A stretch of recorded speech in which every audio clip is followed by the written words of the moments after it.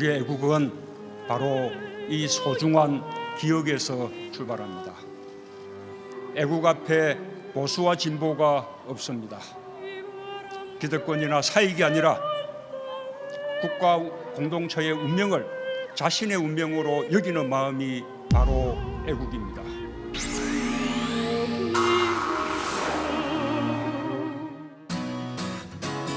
네, 6월 6일 정치부회 시작합니다. 네, 뭐 휴일에 보니까 더 반갑네요. 양 반장 특히. 신 반장, 아까 이제 잠깐 그 현충일 추념사 네. 그 장면을 봤는데 문재인 대통령이 애국 앞에 보수와 진보가 없다. 뭐 이렇게 강조했네요. 네, 문 대통령이 이제는 뭐 보수와 진보 이렇게 이분법적으로 나누는 시대는 지났다면서 네. 애국이라는 가치 아래 통합으로 나아가야 한다 이렇게 네. 강조를 했습니다. 네. 아무래도 뭐 최근 정치권이 워낙 시끄럽다 보니까 그러네요. 네, 일종의 네. 메시지를 던진 걸로 보이고 네. 사실 이렇게 대통령이 참석하는 행사 때마다 뭐 악수나 뭐 이런 뭐 논란이 지난번에도 벌어지기도 논란이 했는데 있었잖아요. 네, 5.18 때 네. 한국당에서 뭐 악수 패싱 뭐 이런 얘기를 했었는데 맞아요. 예. 오늘은 김정숙 여사와 황교안 대표 웃으면서 악수를 나눴습니다. 이따가 좀 다시 얘기해 줄 거죠? 네. 좋습니다. 최 반장, 지금 이제 애국 앞에 진보와 보수가 없다. 뭐 이런 얘기를 했잖아요. 네. 어쨌든 뭐 정치권 이제 뭐라 그럴까? 이제 국회 파행 사태가 지금 계속되고 있고 네.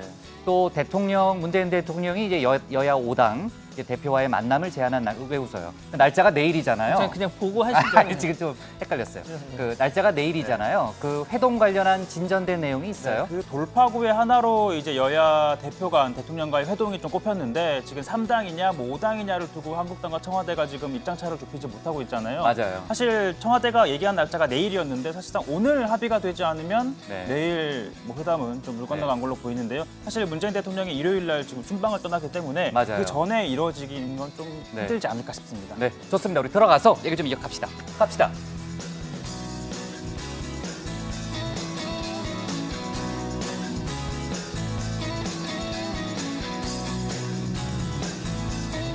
네, 한장들 자리에 앉았으면 정치보회를 시작하죠. 트럼프 미국 대통령이 오랜만에 김정은 북한 국무위원장 관련 언급을 했는데요. 처형설이 나온 북한 사람들 중 한 명은 처형되지 않은 게 확인이 됐다. 또 김정은 위원장과 적절한 시기에 3차 정상회담을 갖기를 고대한다고 말했습니다. 그러면서 김정은 위원장이 협상을 하고 싶어하고 나도 그와 협상을 하고 싶다 이렇게 강조를 했습니다. 저희도 이제 어제 정치부회의 때 얘기를 했지만요. 북한이 어젯밤에 또 성명을 냈어요. 그러니까 연일 외무성 명의의 담화를 내고 협상을 촉구하고 있죠. 그래서 북미가 표면상으로는 대화 재개를 원하는 메시지를 이렇게 내놓고는 있는데 글쎄요. 이를 뭐 실제 협상으로 이끌 계기는 필요해 보입니다. 그러니까 지금으로서는 뭐 당장 딱히 잡히는 건 없는데 3차 정상회담 관련한 논의가 꿈틀대기 시작한 건 또 분명해 보여요. 네, 자 앞으로 좀 잘 좀 챙겨보도록 하고요. 그리고 자산 10조 원 이상인 대기업 집단 소속 계열사 중 100곳 이상이 지난해 매출이 1,000억 원을 넘으면서 특히 이 매출의 절반 이상을 국내 계열사 간의 내부 거래로 채운 걸로 드러났습니다. 금융정보 서비스기관 인포맥스가 분석해서 오늘 결과를 내놨는데요. 내부 거래 비중이 90%를 넘는 회사도 참 많더라고요. 네. 그리고 이제 스튜디오에 앉아 있는 뭐 반장들한테는 조금 미안한 얘기일 수 있지만 그 현충일 징검다리 연휴를 맞은 오늘 그러니까 전국 뭐 이제 주요 공원 또 유원지가 상당히 북적였다고 하더라고요. 근데 뭐 그 얘기를 하려는 건 아니고요. 오늘 오후에 제주를 시작으로 해서 전국에 밤부터 많은 비가 내릴 예정입니다. 지금 호우특보가 발령되는 지역이 제법 있을 것 같다라는 지금 기상청의 예보가 나왔고요. 또 비도 많이 오고 또 강풍 피해까지 예상이 된다고 하니까 각별한 주의가 필요해 보입니다. 오늘 정치부 회의는요. 먼저 최 반장 발제를 들어보면서 조금 전에 잠깐 얘기했지만 국회 정상화 관련 논의가 어떻게 진행되고 있는지부터 짚어보고요. 김정은 위원장과의 회담을 언급한 트럼프 대통령 등 외교안보 이슈 또 오늘 청와대발 뉴스를 함께 다루겠습니다. 여야 정치권에서 벌어진 다양한 얘기들과 헝가리 유람선 참사 관련 속보 내용도 알아봅니다. 그럼 먼저 최종혁 반장의 발제부터 시작하겠습니다.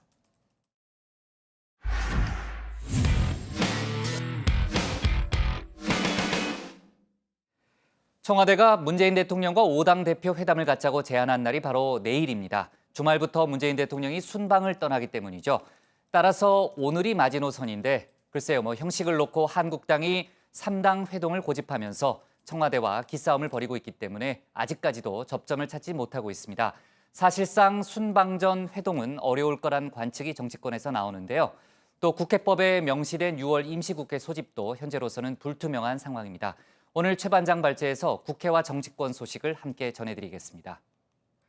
네, 청와대는 이 꽉 막힌 정국을 풀기 위해 여야 5당 대표 회동에 이어 자유한국당 황교안 대표와 단독 회동을 갖자고 제안을 했습니다. 자, 일요일 북유럽 순방을 떠나는 만큼 내일 오후로 그 시간을 정했는데요. 사실상 오늘이 그 데드라인이지만 황교안 대표가 이를 거부해서 사실상 무산될 가능성이 높습니다. 그래서 1대1 회담을 원하지만 그것이 어렵다면 3당 원내교섭 단체 회동 직후에 우리 이 자유한국당과의 대통령님과의 1대1 대화하는 것까지는 우리가 용인을 하겠다. 네, 다만 정치권에선 청와대가 이 황교안 대표가 요구한 1대1 회동을 수용한 셈 아니냐. 이 1대1 회담이 중요하다면 이 5당 대표가 만나는 자리에서는 가만히 있다가 단독 회담에 가서 하고 싶은 말을 쏟아내면 되는 것 아니냐라는 이 나름의 해법도 제시가 됐는데요. 그러나 이 황 대표가 이마저도 거부하고 있는 건 다른 이유가 있기 때문이라는 분석을 내놨습니다. 이미 대통령 선거는 3년이나 남았는데 아직 나는 대통령이다. 이 생각을 갖는 것 같아요. 황교안 공화국이 별도로 있나 봐요. 자, 이뿐만이 아니죠. 6월 국회도 마찬가지입니다. 국회법엔 임시국회를 소집하도록 돼 있지만 여야는 좀처럼 이 정상화의 실마리를 찾지 못하고 있습니다. 한국당은 패스트트랙 지정을 사과하고 또 철회하라라고 요구했지만 이 민주당은 전적으로 사과하라 또 철회하라는 건 아예 협상을 하지 않겠다는 것이다라고 비판했는데요. 그래서 단독 소집은 이 최후의 카드라고 했지만 그 결단이 임박했다는 관측도 나오고 있습니다. 오늘 하게 되면 목, 금, 토, 또 주말이 끼게 되죠. 그렇게 따지게 되면 내일 휴일 지나서 만약에 단독 소집과 관련된 결심을 한다면 내일밖에 없는 상황인데 기대와 함께 또 결단도 같이 점점 다가오는 시간인 것 같다. 자, 이러한 가운데 민주당의 두 인물의 행보에 이 한국당이 비판의 목소리가 커지고 있는데요. 먼저 이해찬 대표, 최근 부처 장관들과 릴레이 점심 회동을 갖고 있죠. 자, 이에 대해 한국당은 총선이 임박하자 대표가 나서서 장관을 만나는 노골적인 관건 선거판이다라고 했지만 민주당은 여당과 정부 간 당정 협의는 상시적인 정례 행위라고 반박했습니다. 자, 어젠 여의도 한 일식당에서 외교안보 부처 장관들과 만났는데요. 자, 김현철 통일부 장관이 가장 먼저 이렇게 도착을 했습니다.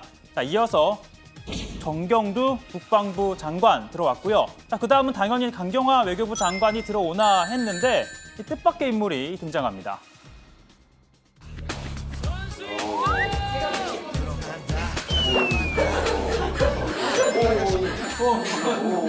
행사 있으신가 왜? 자, 이게 왜 이렇게 됐냐고 하면 공교롭게도 같은 식당에서 황교안 대표가 한국당 중진 의원들과 점심 식사 자리를 가진 겁니다. 자, 아무튼 곧 이어서 이해찬 대표 이렇게 들어왔고요. 강경화 장관이 가장 늦게 합류를 했습니다. 자, 이 자리에서는 대북 식량 지원 문제, 그리고 헝가리 유람선 침몰 사고, 그리고 전시작전권 전환 등에 대한 논의를 했다는 게 민주당의 설명입니다. 자, 그리고 또 다른 한 명은요, 바로 양정철 민주연구원장입니다. 자, 민주당 소속 광역단체장들을 지금 잇따라 만나고 있죠. 자, 이에 대해 한국당은 오만한 행보다라고 비판을 했지만 이 양 원장은 정책 행보를 왜 정치 행보로 보냐라고 반박했습니다. 다만 박원순 서울시장 또 이재명 경기지사를 만났죠. 그리고 만남을 앞두고 있는 김경수 경남지사 등 모두 이 여권의 잠룡으로 불리는 만큼 의미를 부여하지 않을 수는 없을 겁니다. 대선 주자들에게 스포트라이트를 비춰서 다자 경쟁 구도를 부각시킬 수 있다는 해석이 가능해 보이는데요. 본인은 고사하고 있는 유시민 이사장도 비슷한 관측을 내놨습니다. 보통 여당은 이제 대선 후보 경선을 하게 되면 6용, 7용, 9용 그 정도까지 가지 않아요? 그러니까 더더군다나 만약 그 문재인 대통령이 임기 말까지 인기가 괜찮다고 가정한다면 숫자가 더 늘어나겠죠. 그래서 민주당은 제가 볼 때는 현재로서 한 10여 명 정도로 봐야 되지 않을까? 의사를 가지고 있는 분들이요. 자, 그 룡 가운데 한 명으로 거론되는 김경수 경남지사, 이 보석 후 처음으로 공식 석상에서 문재인 대통령을 만났습니다. 뭐 아시겠지만 2017년 이 대선 당시 선대위 대변인 또 수행팀장을 맡아 문 대통령을 밀착 수행하는 등 측근 중에 측근으로 꼽히죠. 자, 경남 창원을 찾은 대통령 옆에서 역시나 이 그림자 수행을 자처한 김 지사가 눈에 띄었습니다. 시민들과 자연스럽게 인사를 주고받도록 안내하고 또 분위기를 주도했습니다. 오늘 승객들은 어떻게 선발이 되십니까? 저는 창원중학교에 교사로 있습니다. 대통령님. 우리가 멋있게 김자관이신가요? 네. 제 뒤에 승객들도 인사를 좀 합니다. 네. 승객이 졸도를 해서 바로 병원으로 들어가서 승객을 구해 심폐소생술을 해서 응급 심폐소생술을 해서 그렇게 해서 저쪽은 다 전국민들. 자, 그리고 이심전심이라고 하죠. 말하지 않아도 알아요라고 하는데 이 다정회에서는 서로 이 눈빛만 봐도 이 눈에서 꿀이 뚝뚝 떨어지고 또 동작만 봐도 마음이 통하는 국장과 양반장이 있는 것처럼 이 김경수 지사가 손짓으로 사인을 보내자 문 대통령도 곧바로 이렇게 알아챕니다. 이걸로 지금 여기가 제일 도심에 설치되는 사례입니다. 이제 도청에 수소차를 가지고 이제 세종시 가면은 서울 갔다 오는 건 괜찮은데 세종시는 추는 수가 없어요. 그래서 한 번에 갔다 와야 되는데 간당간당. 빨리 좀 만들어줘야 돼요. 네, 오늘 발제 이렇게 정리해 보도록 하겠습니다. 안개 속 국회 정상화, 대통령 5당 대표 회동 불투명입니다. 네, 뭐 이심전심 그럼 인정하기가 쉽진 않네요. 네, 뭐 제가 뭐 잘못하면 그냥 바로 치고 들어와가지고 하니까. 저도요. 네. 아 그래요? 네. 놀라 그래요? 네. 좋아요. 자, 문재인 대통령과 여야 5당 대표 간의 회동과 관련해서 아까 이제 최 반장이랑 잠시 얘기를 나눴지만요. 청와대가 제시한 날이 이제 내일입니다. 이제 아까 문 대통령 순방 날짜 때문에 그렇다는 얘기를 했고요. 사실 뭐 지금 시간이 몇 시예요? 5시 25분이니까 아직 뭐 시간은 남아 있습니다. 뭐 밤에도 뭐 타결은 될 수 있겠지만은. 지금 분위기로 봐서는 뭐 쉽지 않을 것 같다는 예상은 있고요. 사실 오늘 안에 타협이 되지 않으면 뭐 회동 자체는 이제 물 건너간다 이렇게 보면 되는 거죠. 그렇습니다. 일단 정리를 한번 해보면 청와대는 여야 5당 대표 회동과 황 대표와의 1대1 회담을 제안했지만 황교안 대표는 줄곧 대통령과의 1대1 회담을 요구하면서 이 여야 원내 교섭단체 3당 대표 회동 후에 1대1 회담을 하는 것만 받아들일 수 있다 이런 입장입니다. 자, 그러나 청와대 핵심 관계자는 의제를 현안으로 넓히자는 요청에도 우리가 응했고 또 5당 대표 회동과 함께 1대1 회담도 제안을 했다면서 무엇을 더 해야 하는지 되묻고 싶다라고 말했습니다. 자, 청와대도 5당이 아닌 원내 교섭단체 3당 대표만 참석하는 건 받아들일 수 없다는 입장을 분명히 밝힌 거죠. 자, 하지만 황교안 대표 역시 5당 대표 회동은 무의미하다면서 입장을 굽히지 않고 있습니다. 같이 식사하고 웃으면서 덕담 나누고 사진 찍고 그리고 돌아갔지만 아무 제대로 된 합의가 이루어지질 않았었어요. 내용 있는 회담이 되려면 5당이 모여가지고 한마디씩 거들어 들어가는 이런 회담 갖고서는 의미 있는 회담이 안 이루어지죠. 네, 뭐 분위기가 뭐 쉬워 보이진 않지만 그래도 아까 얘기했던 대로 아직 데드라인이 있으니까 조금 더 지켜보는 걸로 하고요. 다른 야당 같은 경우에는 청와대의 제안을 거부한 자유한국당을 일제히 비난하는 분위기죠. 그렇습니다. 일단 교섭단체인 바른미래당 같은 경우는요. 한국당이 청와대 제안을 거부한 데 대해서 유감이다라면서 교섭단체만 부르면 검토한다는 태도 실망스럽다 이렇게 얘기를 했습니다. 그러면서 이 김수민 원내대변인은요. 이 청와대는 통 크게 생각할 필요가 있다. 대통령의 이 수고가 요구되지만 대승적 차원에서 5당 대표와의 1대1 연쇄회담을 갖는다면 전국 해소에 도움이 되지 않겠느냐 이렇게 얘기를 했습니다. 자, 민주평화당, 정의당에서는 일제히 황교안 대표가 대통령인 듯한 모습을 보인다 지적했는데요. 이 평화당의 박지원 의원, 대통령도 내 말 안 들으면 아무것도 할 수 없다는 것을 과시하기 위한 것이다 라면서 과거 이회창 전 총리와 비교를 하면서 이 대통령 후보 될지는 모르겠으나 대통령은 안 될 것이다 이렇게 꼬집었습니다.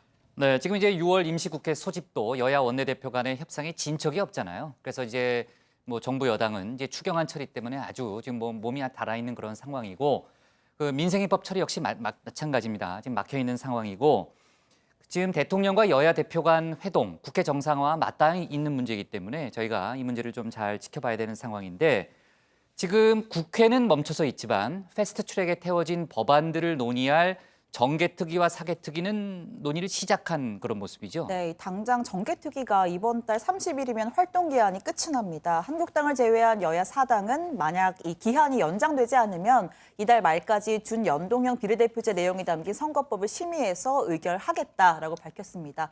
이렇게 되면 패스트트랙 규정에 따라서 11월 말까지 본회의 표결에 붙여지게 되고요. 당연히 한국당은 반발할 것으로 보입니다. 또 공수처법과 검경 수사권 조정안을 논의하는 사개특위도 오는 10일 전체 회의를 열기로 했습니다. 이상민 위원장은 국회를 공전시키는 건 국민에 대한 배반이라면서 더는 기다릴 수가 없어서 회의를 열게 됐다라고 밝혔고요. 한국당 측 의원들은 참석하지 않을 가능성이 커 보입니다. 네, 정치권 얘기는 이따가 신반장 발제 때 현충일 추념식 얘기하면서 조금 더 해보는 걸로 하고요. 검찰 쪽 얘기로 넘어가겠습니다. 김학의 사건 수사단이 김 전 차관하고 이제 윤중천 씨를 재판에 넘기면서 이제 수사 결과를 발표했잖아요. 중간 수사 결과를. 그 이후에 이제 정치권에서 비판이 나오고 있다는 얘기는 저희가 어제 했는데 수사 외압 의혹을 놓고서도 진실 공방이 벌어지는 분위기라면서요. 네, 그 앞서 김학의 수사단이 2013년 당시 경찰 수사에 청와대 등의 외압이 없었다라고 결론을 내렸잖아요. 그러면서 당시 사건을 담당했던 경찰들이 수사 외압을 받은 적이 없었다라고 진술을 했다라고 이제 수사 결과를 발표하면서 브리핑을 했는데 하지만 수사단에 직접 출석해서 조사를 받았던 이세민 전 경찰청 수사기획관은 두 차례 소환 조사에서 당시 외압 정황에 대해 구체적으로 설명을 했다 이렇게 지금 진술을 하고 있습니다. 그 말을 하지 않을 거면 거기 가서 왜 진술을 했겠냐라고 반박을 했는데요. 또 당시 김학배 경찰청 수사국장이 청와대 전화를 받고 당황하고 또 부담을 느끼는 것을 얘기한 그때 상황을 검찰에 자세하게 진술을 했다라고 전했습니다. 그러니까 수사단이 발표한 내용과는 전혀 다른 주장을 지금 펼치고 있는 건데 그러네요. 공교롭게도 네. 지금 모양새가 검경 간의 진실 공방이 벌어진 듯한 모양새입니다.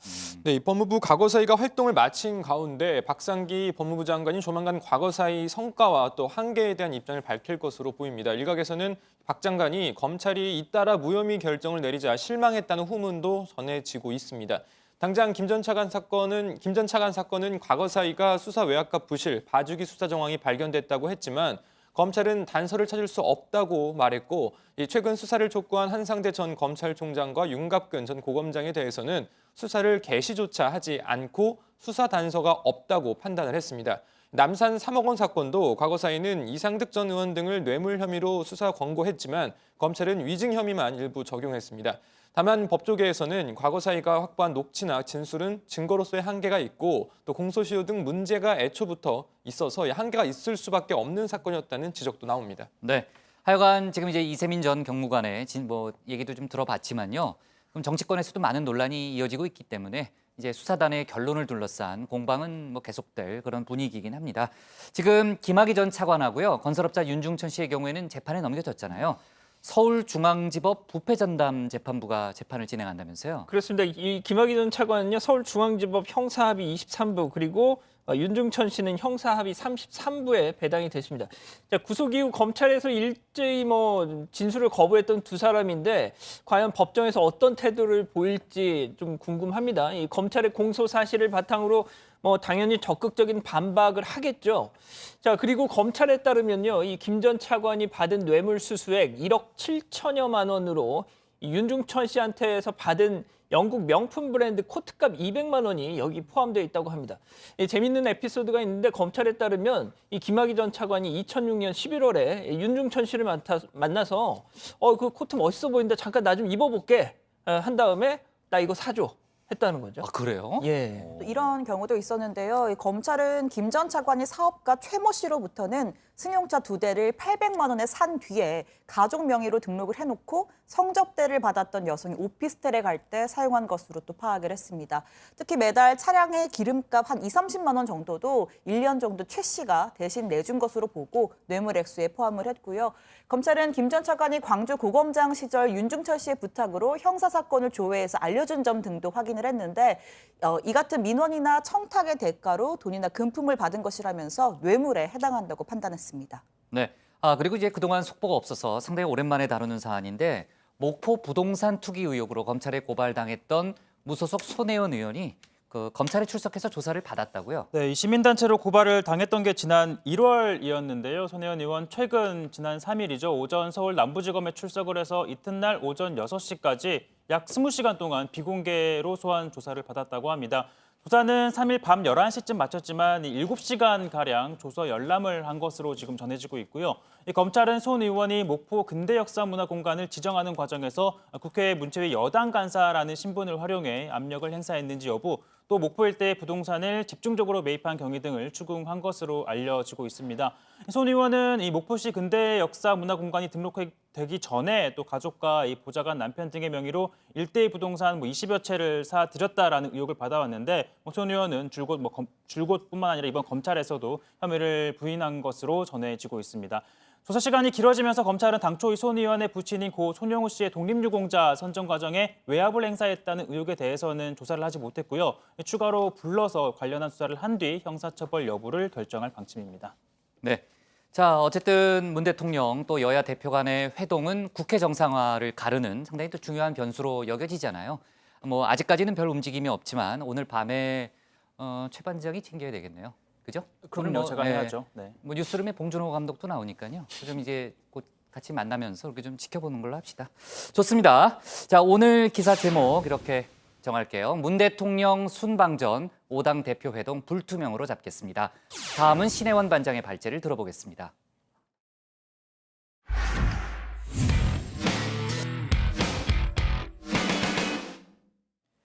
오늘은 제64회 현충일입니다. 문재인 대통령은 추념사에서 이제 사회를 이분법으로 나눌 수 있는 시대는 지났다. 애국 앞에 보수와 진보가 있을 수 없다고 말했습니다.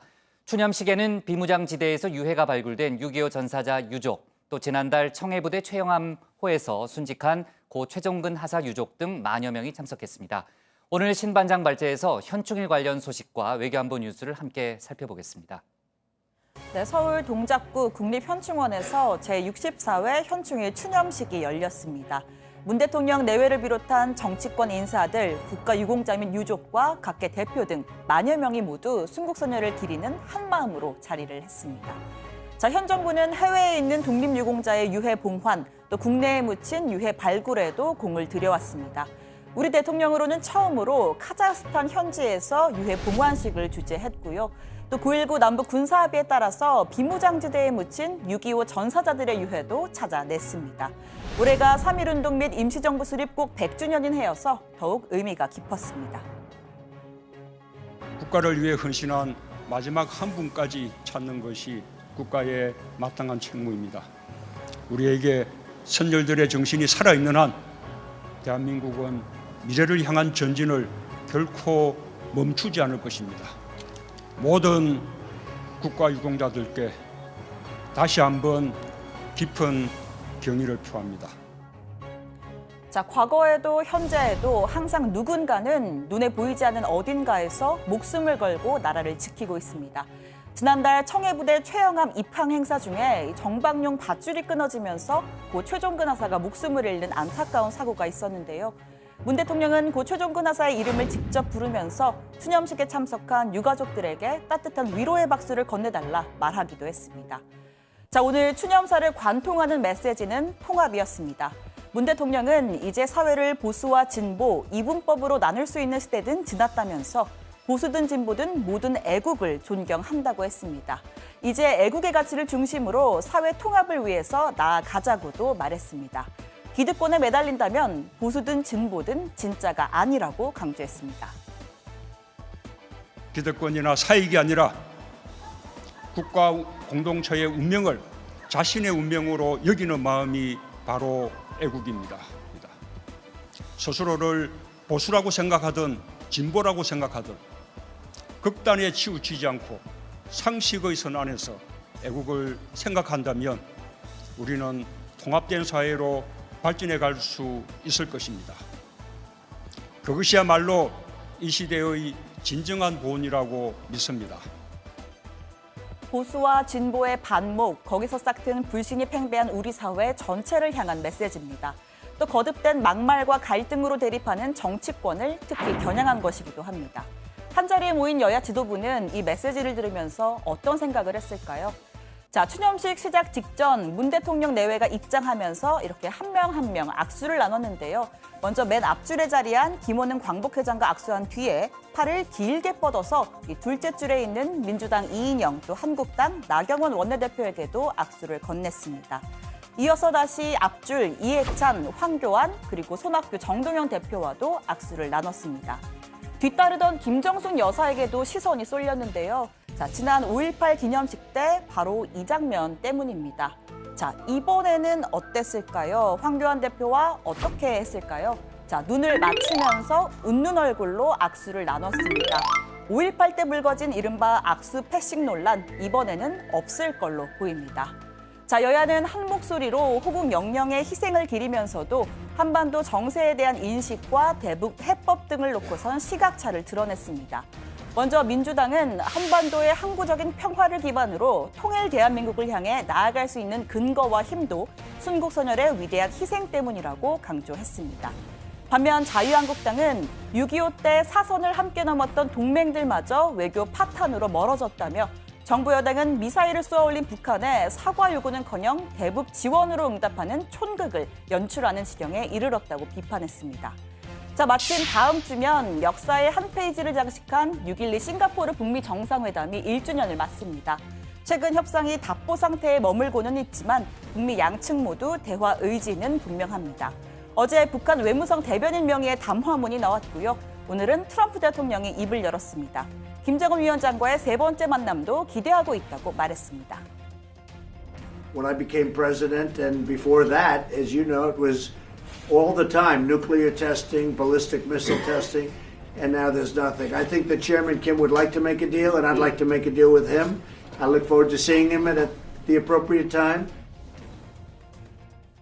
네, 외교안보 속보는 들어가서 더 전해드리겠고요. 오늘 청와대 발제는 현충일 추념식에서 읽힌 편지의 한 대목으로 마무리할까 합니다. 올해 93살이 된 6.25 전사자 고 성복한 일병의 부인 김차희 여사가 남편을 떠올리면서 한자 한자 적어 내려간 글인데요. 배우 김혜수 씨가 이 60년간 붙이지 못한 편지를 대신 낭독했습니다. 당신을 기다리며 보낸 세월, 제대로 된 인사도 없이 떠난 후 몇 달 만에 받은 전사 통지는 하늘이 무너지는 아픔이었지요.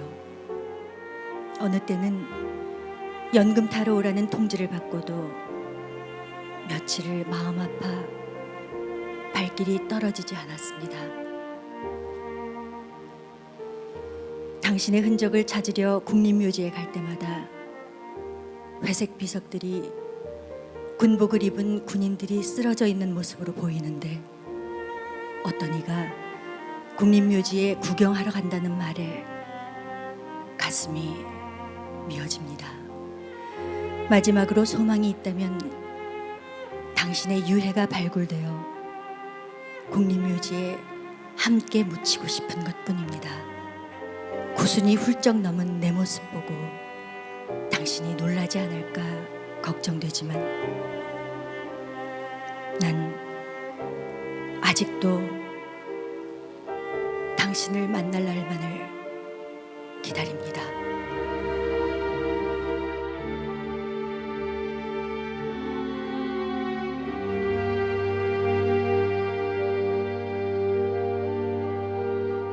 네, 정말 가슴이 저려오는 그런 내용이고요. 또 김혜수 씨가 또 낭독을 또 잘 해서 또 좀 어우러지는 그런 모습을 좀 봤습니다.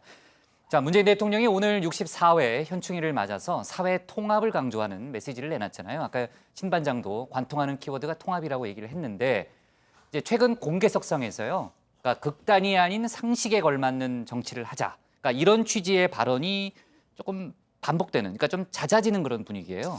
네, 그렇습니다. 일단 오늘 추념식 메시지를 한번 보면요. 정치권의 극한 대립에 대한 우려와 조속히 또 이 국회를 정상화하고 민생을 챙겨달라 이런 당부가 담겨 있는 것으로 보입니다. 문재인 대통령은 스스로를 보수라고 생각하든 진보라고 생각하든 극단에 치우치지 않고 상식의 선 안에서 애국을 생각한다면 통합된 사회로 발전해 나갈 수 있을 것이다 라고 말했습니다. 이어서 그것이야말로 이 시대의 진정한 보훈이라고 믿는다라고 덧붙였는데요. 잠깐 발언 다시 들어보시죠. 우리에게는 사람이나 생각을 보수와 진보로 나누며 대립하던 이념의 시대가 있었습니다. 하지만 오늘의 대한민국에는 보수와 진보의 역사가 모두 함께 어울려 있습니다. 이제 사회를 보수와 진보 이분법으로 나눌 수 있는 시대는 지났습니다. 우리는 누구나 보수적이기도 하고 진보적이기도 합니다. 네, 그러니까 진보와 보수 등 이념적 가치만을 강조하면서 서로를 배척하는 건 이미 구시대적인 가치관인데다가 이 사회 통합을 저해할 뿐이라는 의미입니다. 최근 자주 등장하는 용어 중에 남남 갈등 이런 용어도 있는데요. 보수 대 진보 이념 프레임에서 확대된 안보, 경제, 세대, 심지어 성별 갈등까지 벌어지는 상황입니다. 이런 게 또 집약이 돼서 드러나는 곳이 최근 정치권 상황이기도 하고요. 문 대통령이 기득권에 매달린다면 보수든 진보든 모두 가짜다 이런 직설적인 비판도 했습니다. 이어서 들어보시죠. 애국 앞에 보수와 진보가 없습니다.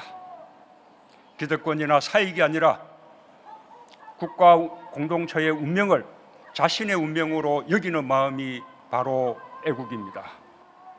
기득권에 매달린다면 보수든 진보든 진짜가 아닙니다. 네, 애국 앞에 보수와 진보가 없다는 말은 맞는 말이죠. 네, 그리고 오늘 문재인 대통령이 현충일 추념사 중에요. 약산 김원봉 선생에 대해서 언급을 했습니다. 이제 관련해서 화제와 논란이 동시에 되고 있는데 논란이 된다는 거는 이제 자유한국당 쪽에서 비판 입장을 내놨기 때문이죠. 누구한테 물어볼까요? 네, 고반장. 그렇습니다. 오늘 문재인 대통령이 진보, 보수를 가리지 않는 통합의 보훈을 강조하면서 임시정부의 다채로운 구성을 예로 들었습니다. 그 대목에서 약산 김원봉 선생의 이 조선의 용대가 편입돼 마침내 민족의 독립운동 누구요? 조선의용대. 조선의용대. 제가 띄어쓰기를 잘못한 것 같아요. 들릴 수 있습니다. 조선의용대. 조선의용대가 편입돼 마침내 민족의 독립운동 역량을 집결했다라고 이야기했는데요. 자, 자유한국당은 김원봉 선생이 6.25 중에 이 세운 공훈으로 북한의 훈장을 받은 인물이다 이런 점을 지적을 해왔죠. 또 전익경 대변인은 북한의 훈장까지 받고 노동상까지 지낸 김원봉이 이 졸지에 국군 창설의 뿌리 한미동맹 토대에 위치에 함께 오르게 됐다. 기가 막힐 노릇이다라고 하면서 이 북의 전쟁 공로자의 헌사를 보낸 대통령은 보수 진보를 떠나 최소한의 상식의 선안에 있는지 묻고 싶다라고 주장했습니다. 네, 자 아까 이제 그 청와대 발제에서 다시 정치 얘기를 조금 더 해보겠다고 했잖아요. 그럼 청와대와 자유한국당이 회동 형식을 놓고 여전히 의견 차이를 좁히지 못하고 있다는 얘기를 아까 이제 최 반장 발제 때 저희가 했었는데 대통령 순방이 얼마 남지 않은 상황에서 오늘 황교안 대표와 문재인 대통령이 만났습니다. 현충일 추념식에서요. 그러니까 자유한국당에 조금 더 협조해달라. 조금 전에 저희가 얘기했던 애국 앞에 보수와 진보 없다는 아마 그 메시지가 황교안 대표에게도 던지는 뭔가 좀 함의가 있다. 이렇게 볼 수 있는 거 아니에요? 네, 추념사긴 하지만 당연히 국회 상황이 지금 그렇다 보니까 그런 메시지를 담고 있을 수밖에 없어 보이는데 지난 5월 한 달간 자유한국당이 장외투쟁을 이어가는 등 지금 여야가 극한 대립을 보이고 있고 또 결과적으로는 국회는 제 기능을 지금 다하지 못하고 있는 상황입니다. 문재인 대통령이 또 한 번 상식의 선을 언급한 건 최근 정치권의 또 막말 사태 등으로 이념 대결의 골이 더 깊어지는 것에 대한 우려가 반영된 것으로도 보이는데요. 문재인 대통령 오늘 추념식에 입장을 하면서 여야 지도부 한 명 한 명 일일이 악수를 저렇게 나눴습니다. 또 뒷줄에 있는 나경원 원내대표에게 길게 이렇게 손을 뻗어서 악수를 청하기도 했고요.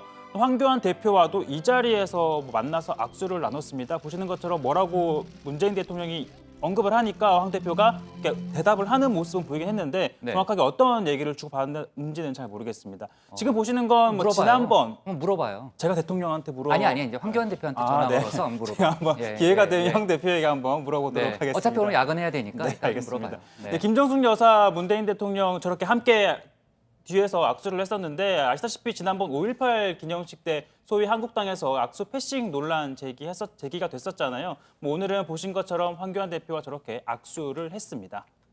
아, 그러네요. 근데 이제 물론 제 개인 생각이라는 거를 개인 느낌이라는 걸 전제로 해서 얘기하면요. 그 중간에 아까 영상 잠깐 보면요. 그 민주당 이해찬 대표의 표정이 뭔가 약간 웃는 것 지금 약간 웃는 듯한 모습이 나오잖아요. 그러니까 김정숙 저 표정을 어떻게 봐야 됩니까? 김정숙 여사와 이 황교안 대표가 악수를 하는데 네. 그 이해찬 대표의 지금 표정이 그러니까 지금 저 표정이요. 그래서 예. 제가 저 이제 영상을 조금 꼼꼼히 돌려봤는데 먼저 김 여사가 이해찬 대표랑 악수를 한 뒤에 이렇게 손을 풀려고 하는데 이해찬 대표가 김 여사의 손을 황교안 대표 쪽으로 이렇게 쓱 밀어주는 그러네요. 듯한 예. 건네는 듯한 모습이 보입니다. 이어서 이제 김 여사와 황 대표가 서로 악수를 나누고요. 그 후에 이제 이해찬 대표의 표정이 이제 뭔가 사뭇 뭐 뿌듯한 듯한 만족한 듯한 저런 표정이 나온 건데 뭐 김정숙 여사도 특별한 상황이 아니었다면 당연히 원래부터 악수를 뭐 건넬 생각이었겠죠. 그렇겠죠. 네, 지난번 예. 청와대에서 설명도 그랬고요. 근데 뭐 이해찬 대표의 의도를 뭐 제가 100% 알 수는 없지만 괜한 뭐 패싱인이 하는 불필요한 논란을 차단하기 위해서 저렇게 손을 이렇게 건넨 듯한 모습이 보여진 것 아닌가 이런 네. 해석이 가능해 보입니다. 네, 뭐 일단은 그런 영상만 봐서는 그런 추론은 가능하겠네요. 네. 자, 그리고요. 이제 주제를 외교안보 쪽으로 좀 넘어가겠습니다. 어제 6.12 북미회담 1주년을 앞두고 북한에서 나왔던 외무성 대변인 담화 내용을 제가 얘기를 했잖아요. 그러니까 여전히 대화 의지는 있는데 미국이 좀 변해야 된다 그런 메시지였고요. 오늘은 트럼프 대통령이 북미 대화와 관련한 구체적인 입장을 또 내놨죠. 예, 뭐 김정은 위원장은 협상을 하고 싶어 하고 나도 그와 협상을 하고 싶다. 적절한 시점에 다시 만나기를 고대한다라고 했습니다. 그리고 또 뭐 요즘 북한의 대미라인 인사들 숙청설 관련해서도 직접 또 트럼프 대통령이 언급했는데 잠깐 들어보시죠. Well, I don't know if the reports are correct because one of the gentlemen who we deal with is, this is North Korea they're talking about, is somebody that we know well. He's a strong man, he's a strong person, and they like to blame Kim Jong-un immediately, but they said he was killed, and he wasn't. He was at the theater the other night, so he wasn't killed.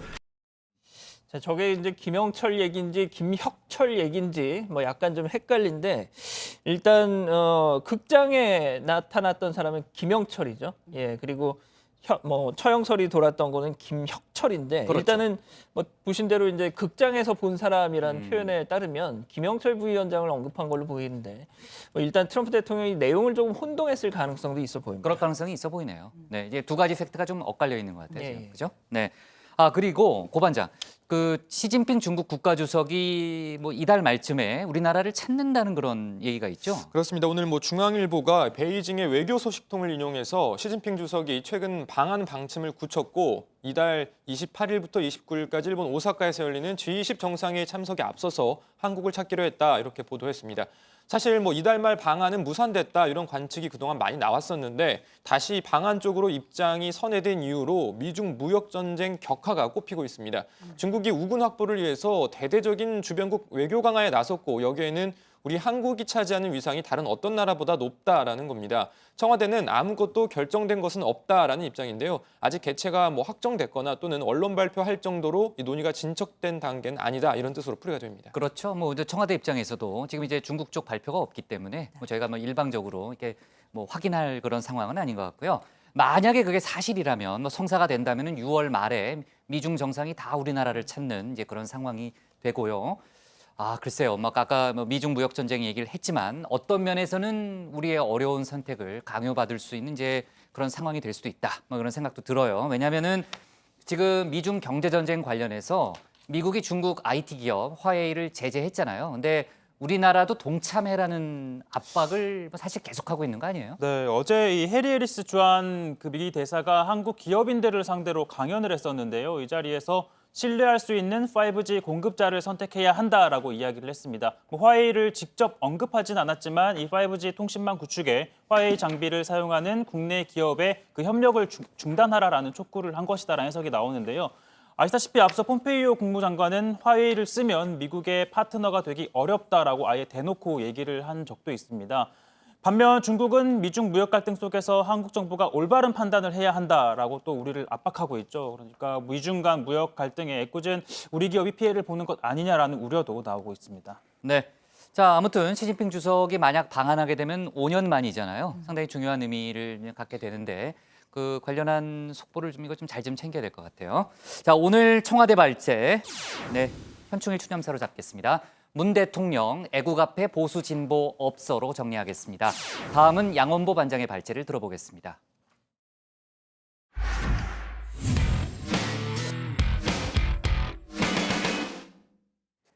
네, 조금 전에 이제 현충일 추념식에서 자유한국당 황교안 대표의 모습을 봤죠. 오늘로 당대표 취임 100일을 맞았습니다. 정치권에 들어오자마자 당대표가 된 후 나름 많은 우여곡절을 겪은 100일이었죠. 성공적이었다 혹은 한계를 보였다 엇갈린 평가가 정치권에서 나옵니다. 그런 가운데 어제는 국회에서 2040 토크 콘서트를 갖기도 했는데요. 오늘 양반장 발제에서 관련 소식과 다른 정치권 뉴스를 함께 정리해 보겠습니다. 예, 그렇습니다. 자유한국당 황교안 대표 취임 100일을 앞둔 어제 저녁이었습니다. 황교안과 2040 미래찾기 토크 콘서트를 가졌는데요. 자, 국회 사랑제 앞에서 지금 보시는 그 콘서트 열린 겁니다. 자, 사회는 개그맨 황현희 씨가 맡았죠. 자, 진지함, 반듯함, 무미건조함. 황 대표 본인도 자신의 평소 스타일을 잘 알기에 이 재미난 토크쇼가 될 수 있을까? 고민이 적지 않았던 것 같습니다. 이렇게요. 오늘 모든 이야기를 아주 좀 진솔하고 솔직하게 답변해 주시면 감사하겠습니다. 진솔하게 좀 해주실 거죠? 진솔하게 하면 재미가 없을 텐데 괜찮은가요? 재미가 없을 텐데 괜찮은가요?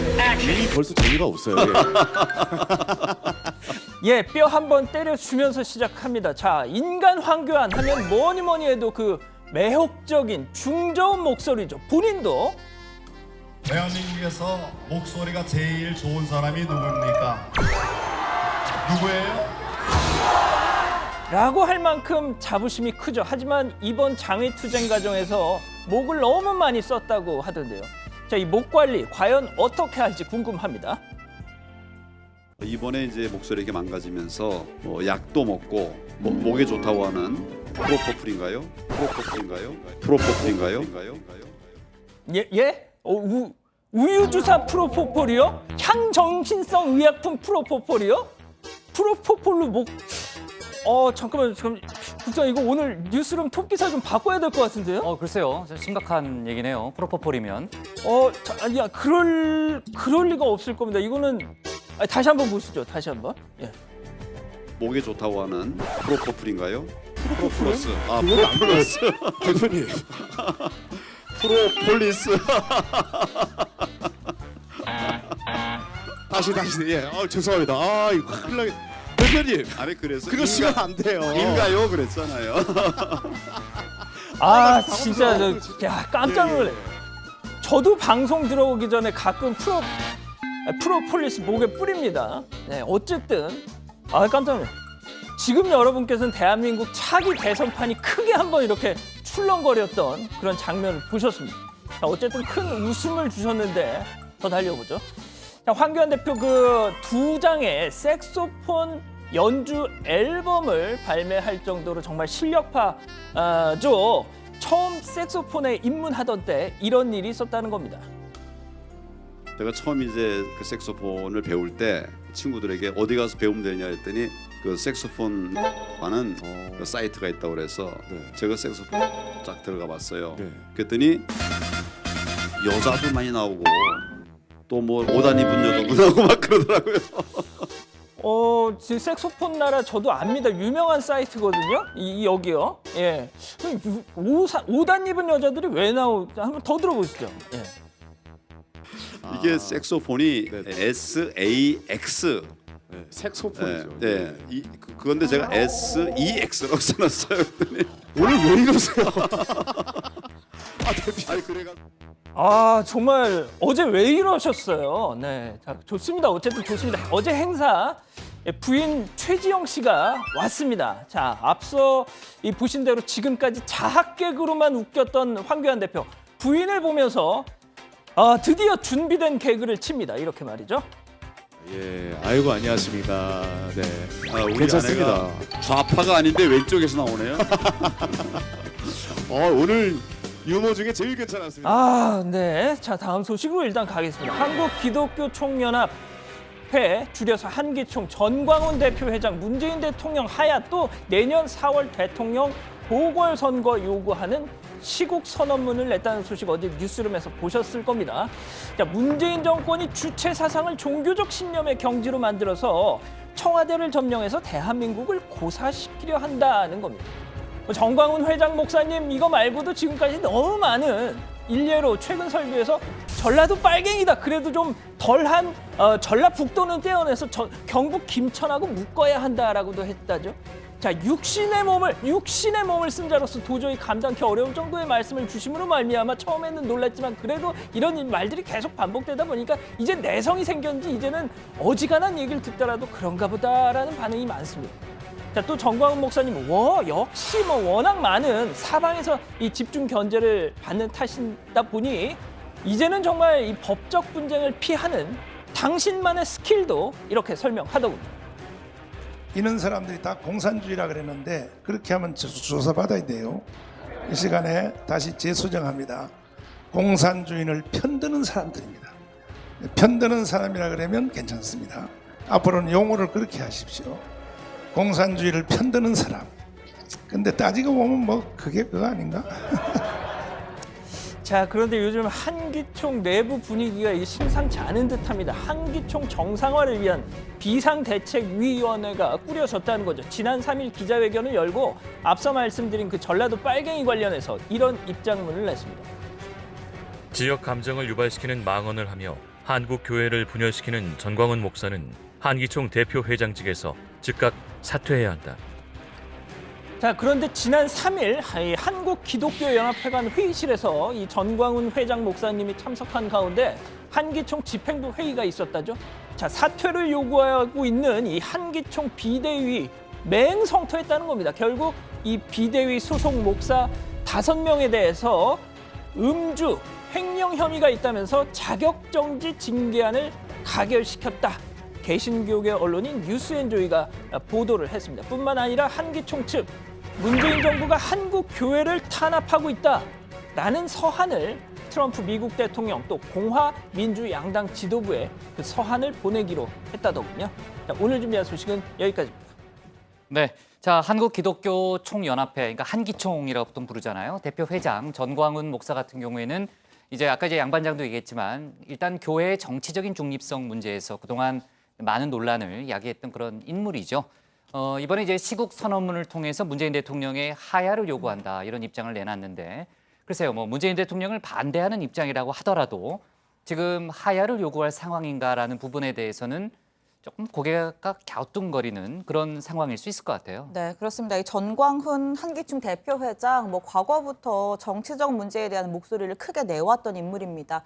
특히 지난 2016년 총선 때 기독자유당 창당을 주도했었죠. 당시 득표율이 2.6%였습니다. 3%를 넘겼더라면 원내 입성도 가능했던 상황이었고요. 이 때문에 내년 총선을 앞두고 전 목사가 설교 때마다 교인들의 기독자유당 당원 가입을 독려하고 또 홍보하고 있다. 전국 253개 지역구별로 애국기도회를 열어서 기독자유당 붐을 일으킨다. 이런 보도도 심심치 않게 나오고 있는 상황입니다.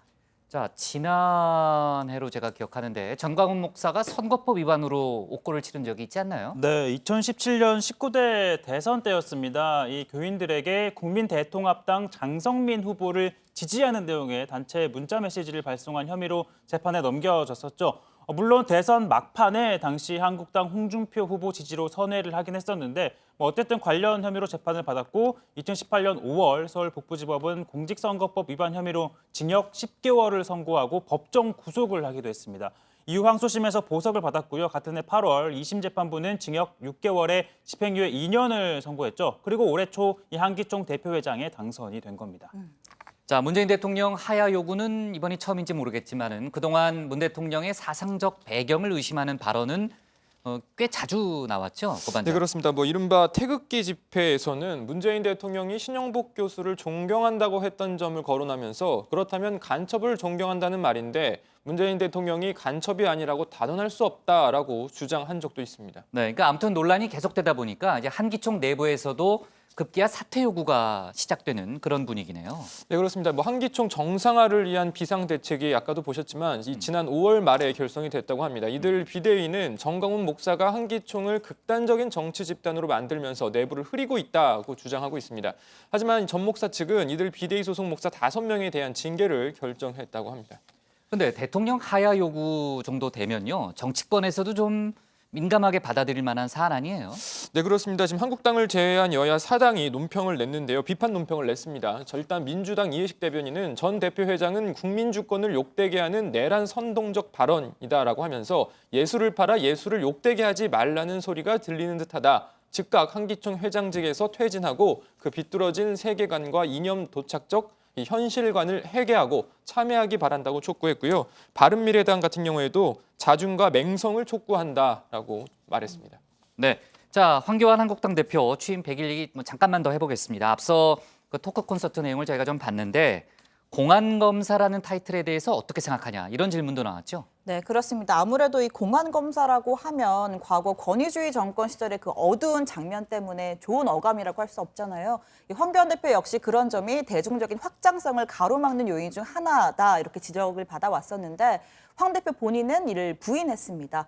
실제로 공안부가 부정적으로 운영된 적도 있지만 1987년 6.29 선언 이후 정상화가 됐다라고 설명을 했고요. 그러면서 나는 1987년 민주화 이후에 공안부에 갔다. 이 국가적 법익을 해야 하는 죄만 다뤘기 때문에 그 자체로 왜곡하거나 비난할 일은 아니다. 이렇게 반박을 하기도 했습니다. 네, 최근 이제 한국당 의원들이 잇따라 막말 논란에 휩싸였잖아요. 어제 이제 황교안 대표가 뭐 사실상 최후 통첩에 가까운 발언을 했고 공천에 불이익을 줄 수 있다. 뭐 이런 언급까지 나왔는데 오늘은 조금 더 구체적인 얘기가 나왔죠? 네, 맞아. 지금 한국당 신정치혁신특위위원장이 신상진 의원인데요. 신 의원, 이 막말 정도, 막말 파장에 따라서 이 감점, 공천 배제 등 삼진아웃 같은 이 강한 조치를 만들고 있다라고 밝혔습니다. 아, 그러면 이제 단순히 아이디어 차원이 아니고 좀 구체적으로 얘기가 나오는 모양인데 물갈이 얘기도 했다면서요? 네, 그러니까 공천에 반영을 하겠다라는 건데요. 이 박근혜 전 대통령 탄핵 사태의 뿌리가 되는 게 2016년 총선 공천이었기 때문에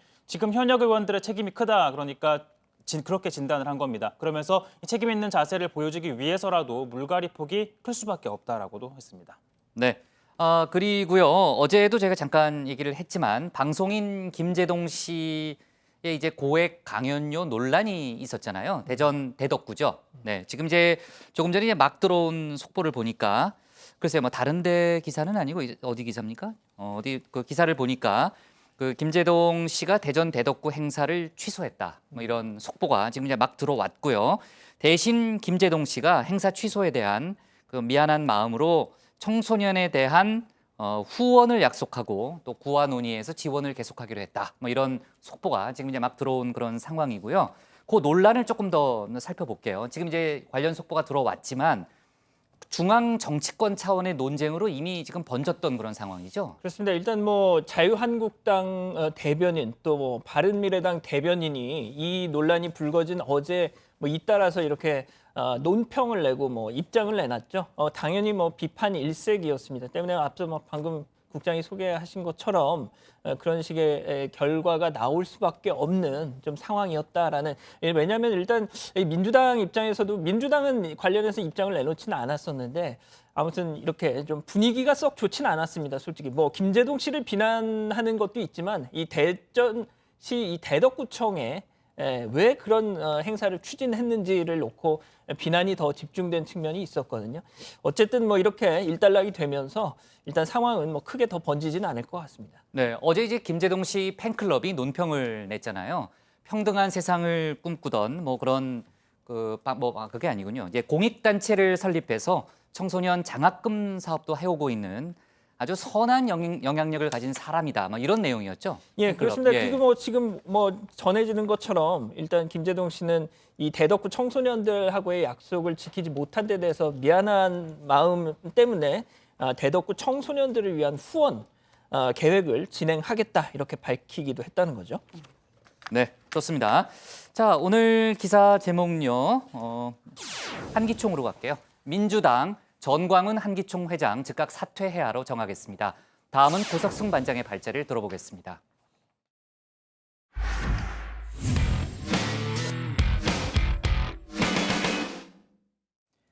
헝가리 부다페스트 유람선 참사 발생 9일째입니다. 현지 시각으로 어제도 실종자 시신 3구가 추가로 수습됐습니다.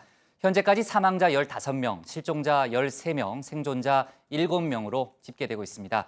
더 많은 속보들 계속 들어오고 있는데요. 고반장 발제에서 자세한 내용 알아보겠습니다. 네, 헝가리 부다페스트 참사 발생 오늘로 9일째입니다. 내일이면 벌써 열흘입니다. 어제 실종자 시신 3구가 추가로 발견됐다 이런 소식 전해드렸는데 우리 시간으로 어제 저녁부터 오늘 오전 사이에 또 3구가 추가로 발견됐습니다. 어제도 말씀드렸다시피 실종자가 점점 줄고 있지만 또 그만큼 사망자가 늘고 있는 셈이라 전해드리는 입장에서도 안타깝습니다. 자, 우선 가장 먼저 현지 시각 어제 오전 9시 20분쯤 침몰한 허블레아니호 선체 유리창 부근에서 시신 한 구가 발견됐습니다. 60대 한국인 남성으로 확인이 됐고요. 자, 그리고 낮 12시 10분쯤에는 참사 현장에서 50km 정도 떨어진 에리치라는 지역에서 30대 한국인 여성의 시신이 발견됐고 또 오후 3시 40분에 선체 부근에서 40대 한국인 여성 시신이 추가로 발견됐습니다. 사흘 사이에 실종자 시신 8구가 수습이 되면서 사망자는 15명으로 늘었습니다. 자, 이 헝가리인 선장과 선원을 포함해서 여전히 13명이 실종 상태로 남아 있습니다. 자, 그리고 조금 전에 들어온 소식에 따르면 참사 지점에서 4km 떨어진 곳에서 한국인 추정 시신이 또 발견됐다고 하는데요. 일단 신원 확인 작업이 진행되고 있다고 하니까 좀 더 지켜봐야 할 것 같습니다. 자, 헝가리 당국과 우리 정부는 현지 시간 기준으로 어제부터 사실상 수중 수색은 중단하고 선체 인양 준비 작업에 집중하고 있는 상황입니다. 수상 수색, 헬기와는 공중 수색은 다 강화됐고 사람을 시신을 찾기 위한 수중 수색은 원칙적으로 안 한다. 체인을 걸기 위한 작업은 하는데 그 작업을 하다가 오늘처럼 이렇게 발견되면 수습을 한다. 인양은 클라크 아담이라는 이 크레인을 이용해서 하게 되는데요. 최대 200톤까지 들 수 있다고 합니다. 현재 허블레아니호의 추정 무게는 대략 50톤입니다. 여기에 선체에 들어찬 물까지 감안을 하면 100톤 정도 될 것이라는 게 전문가들의 추정입니다. Az, hogy a daru emelőképes legyen, körülbelül 5 óra szükséges, amikor megérkeztünk, igen. Hát utána már 1-2 órán belül olyan helyzetben tudunk lenni, hogy emelhessük, ha a kötelek a helyükön vannak. Hát attól függ a hajó, hogy viselkedik. Hát elvileg 2 óra is ki lehet venni, hogyha nincsen semmi probléma a hajótesttel, meg az emeléssel. 인양 과정에서 선체를 온전히 보전하고 유실을 막는 것도 중요한데요. 우리 정부와 헝가리 당국은 선체 일부가 파손된 것을 확인하고 이 부분을 포함해 내부 유실이 없도록 최선을 다하겠다고 밝혔습니다. 이 일부 파손된 중간 부분은 거물망 등으로 유실 방지 대책을 강구하고 이 밑에 좀 큰 유리창이 깨어져 있거나 또는 깨어질 확률이 있기 때문에 이 부분에 대해서 굉장히 튼튼한 바 또는 체인을 고정시켜서 유실 가능성이 있는 그 시신이 나오지 않도록 방지 대책을 강구하겠습니다. 네, 중요한 건 수위입니다. 현재 허블레아니호를 인양할 크레인 클라크 아담호는 어제 이동을 하다가 참사 지점을 5km 정도 남겨두고 멈춰섰습니다. 참사 지점까지 가려면 다리를 통과해야 하는데 현재 수위가 높아서 다리를 통과하기 어려운 상황이라는 겁니다. Hát mi úgy kalkulálunk, hogy ha Budapest 410 alá csökken a víz, vagy 420 alá csökken a vízszint, akkor több esélyünk van arra, hogy biztonságosan átérünk. És az legutolsó híd az ráadásul, bocsánat, nagyon íves. Tehát a közepén jó lenne a magasság, de hát gyorsan lecsökken. És azért egyenesen nem tud elmenni, mint egy vonat vagy egy autó esetleg. 네, 결국 인양 작업이 언제 시작되고 또 언제 끝나게 될지는 수위에 달려 있는 상황입니다. 조금 전 들어온 속보에 따르면 오는 9일쯤에 이 다리를 통과할 수 있다. 또 이런 소식이 들어와 있습니다. 아무쪼록 빠른 시일 내에 안전하게 선체 인양 작업이 마무리되길 바랍니다. 자, 그리고 수색 구조 작업, 선체 인양 작업 등과는 별도로 현재 관련 수사도 계속 이어지고 있습니다. 우리 한국인 생존자 중 현재 병원에서 태어난 6명이 헝가리 수사당국의 진술조사에 참여했습니다. 이미 한 차례 조사가 있었지만 좀 더 구체적인 진술을 위해서 생존자들이 자청한 자리였습니다. 자, 이 자리에서 생존자들은 크루즈로부터 어떠한 경고도 받은 적이 없다는 점, 그리고 크루즈가 급선회를 했다는 점 등을 진술했습니다. 이번 조사에는 수사를 지휘하는 검사까지 직접 참석했습니다. 보통 경찰의 조사 작성으로 끝나는데 검사들이 이때 하야에 작성이 되었기 때문에 매우 좀 이례적인 일이다. 즉 헝가리 측의 관심이 그만큼 높았다라는. 현재 구속 소감돼 있는 크루즈 바이킹 시긴호의 선장이 보석을 신청해 놓은 상태죠. 자, 헝가리 검찰의 이의 제기로 아직 석방은 되지 않았습니다. 이번 진술이 이 법원의 이 항고 심사에 영향을 미칠 수 있을지 관심이 쏠립니다. 현재 대책본부장을 맡고 있는 강경화 외교부 장관은 오늘 오전 대책회의를 주재하고 슬로바키아로 떠났습니다. 슬로바키아 브라티슬라바에서 열리는 한국과 비세그라드 그룹 외교장관 회의 등에 참석할 예정인데요. 이 비세그라드 그룹은 슬로바키아, 체코, 폴란드, 헝가리 네 개 나라 협의체를 말합니다. 강경화 장관은 헝가리 페테르 시아루토 외교장관과 따로 회담을 갖고 사고 수습 협조를 재차 당부할 예정입니다. 이번에는 이 선박사고 그 후속 구제 지금 현황 그리고 앞으로 할 일들에 대해서 좀 심도 있는 그간에 또 많은 일들이 있었으니까 앞으로 또 어떻게 대응해 나가지에 대해서 좀 더 심도 있는 논의가 있을 걸로 기대를 합니다. 네, 관련한 보다 자세한 상황, 소식 들어가서 전해드리겠습니다. 오늘 발제 이렇게 정리합니다. 허블레아니오 인양 작업 시작, 수위가 변수. 네, 이르면 오늘 인양이 시작될 수 있다라는 기대가 좀 있었는데 지금 전반적인 상황을 보니까 주말쯤이 유력해 보이네요. 자, 지금 수중 수색은 더 이상 진행하지 않겠다는 입장인 거죠? 예, 일단 아예 강으로 들어가는 이 수중 수색 자체를 중단한다는 겁니다. 선체 인양을 이 수중 작업에 집중하기 위해서라는 거죠. 다만 이 선체 인양 준비 작업 도중에 역시 실종자가 발견이 되면 당연히 바로 수습 작업도 할 계획인 거죠. 어제 이 허블레아니호 부근에서 발견된 시신도 인양 준비의 일환으로 이 선체에 체인을 걸기 위한 작업 도중에 발견이 돼서 수습이 된 겁니다. 다만 이 헝가리 당국, 우리 정부 수중 수색과 별도로 수상 수색과 또 헬기를 이용한 공중 수색 더욱 강화하겠다 밝혔는데요. 정부 설명 잠깐 들어보시죠. 수상 수색은 어제보다 선박을 한 척 더 증가해서 총 5척이 운영이 되고 그중에 좀 더 큰 선박은 50km에서 150km까지 하루 종일 운영할 수 있도록 하겠습니다. 그리고 헬기 수색은 어제와 마찬가지로 3대를 운영하고 그중에서 경찰에서 운영되는 헬기 2대에는 우리 대원이 탑승해서 같이 작전을 수행하겠습니다. 네, 그러니까 이제 선체 인양 관련해서는요. 크레인이 이동을 하다가 멈췄다는 거죠, 고 반장? 그렇습니다. 어제 저희 정치부 회의 마칠 때에 크레인이 참사 지점으로 이동을 하고 있다 이런 소식 잠깐 전해드렸는데 맞아요. 네, 다뉴브강을 따라서 120km가량을 지금 올라온 겁니다. 참사 지점을 5.5km 정도 남겨놓고 현재 다시 멈춘 상황인데요. 참사 지점까지 가려면 아르파드 다리 또 머르기트 다리 이 2개의 다리를 더 지나야 하는데 자, 지난주 참사 전후로 내린 폭우 때문에 다뉴브강 수위가 많이 올라가 있는 바람에 현재 수위로는 이 다리를 통과할 수 없는 상황이라고 합니다. 현장 관계자들은 수위가 4.2m 정도로 좀 내려가야 한다 이렇게 이야기하고 있는데 0.3m 한 30cm 정도죠. 자, 모자란 상황인 겁니다. 이 수위만 적정 높이로 내려간다면 1시간 내에 참사 지점에 도착할 수 있다고 합니다. 네, 일단 비는 안 오고 있다는 얘기를 들었는데 현지 날씨가 어때요, 심반장? 네, 수위도 수위지만 작업에 나서는 대원들의 안전을 위해서라도 날씨가 계속 좀 맑았으면 좋겠는데 일단 오늘과 내일 벼락을 동반한 소나기가 이 부다페스트 현지를 지나는 것으로 예보가 되어 있습니다.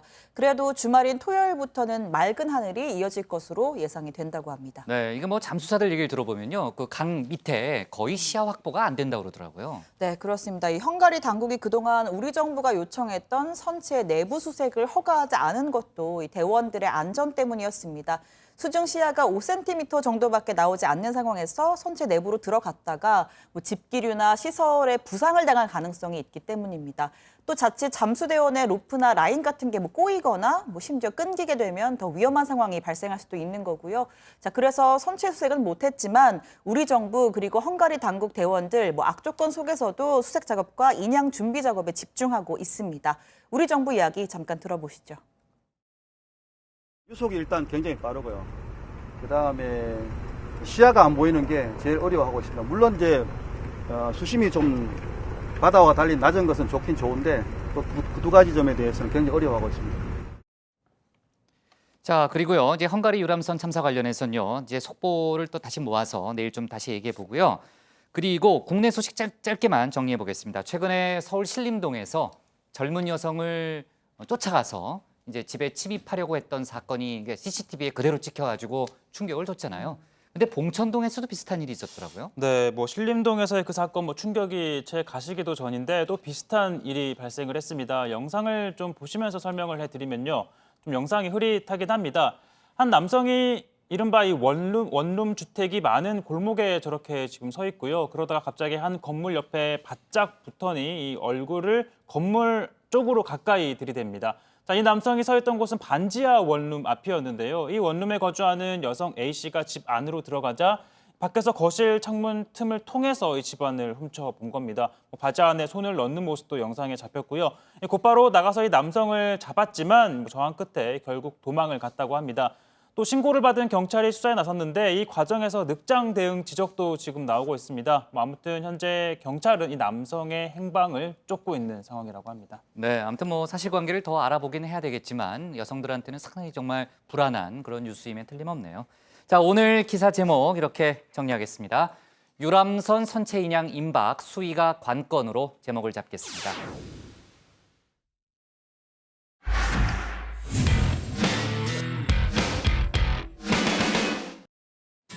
네, 미리 보는 내일 복국장의 60초 프리뷰 시작합니다. 아까 발제에서 저희가 얘기했지만요. 청와대가 제안한 여야 대표 회동 날짜가 내일입니다. 뒤집어 말하면 오늘 밤까지는 뭔가 진전이 있어야 내일 회동이 가능하다는 얘기입니다. 물론 아직까지는 뚜렷한 진전은 없고요. 오늘 밤 상황 저희가 잘 체크해서 내일 회의 때 소개하도록 하겠습니다. 바른미래당 내부 갈등 저희도 이제 여러 차례 다뤘는데 여전히 가라앉을 기미를 보이지 않고 있죠. 내일은 당 윤리위원장 불신임안을 처리하는 과정에서 손학규 대표와 바른정당계 의원들 간의 공방이 예상됩니다. 강원도 산불 피해 이재민들이 지지부진한 피해 보상 등을 비판하면서 최근 강경 투쟁을 벌이고 있습니다. 내일은 청와대 앞에서 대규모 집회를 연다고 합니다. 그리고 고 이한열 열사의 추모 행사가 올해부터 모교인 연세대가 단독 주관하는 공식 학교 행사로 열립니다. 내일 오후 3시 추모식이 거행됩니다. 오늘 정치부에는 여기까지고요. 저희는 내일 오후 5시 10분에 다시 찾아뵙겠습니다. 네, 고생하셨습니다. 현충일에 고생 많았습니다. 최 반장은